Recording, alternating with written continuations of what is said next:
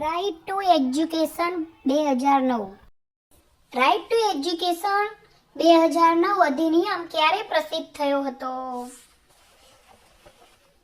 જવાબ આવશે 26 ઓગસ્ટ 2009.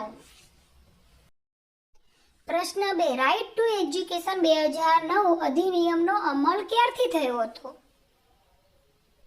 જવાબ આવશે 1 એપ્રિલ 2010.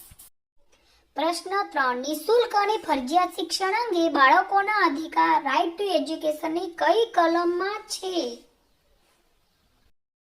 જવાબ આવશે કલમ 3. પ્રશ્ન 4. પ્રવેશ ન અપાયેલ અને પ્રાથમિક શિક્ષણ પૂરું ન કર્યું હોય તેવા બાળકો માટે ખાસ જોગવાઈ કઈ કલમમાં છે? પ્રશ્ન 4 નો જવાબ કલમ 4. પ્રશ્ન 5. શાળા બદલવાનો અધિકાર રાઇટ ટુ એજ્યુકેશનની કઈ કલમમાં છે? જવાબ આવશે કલમ 5. શાળા સ્થાપવા માટે સંબંધિત સરકાર અને સ્થાનિક સત્તામંડળની ફરજો કઈ કલમમાં છે? પ્રશ્ન 6 નો જવાબ કલમ 6.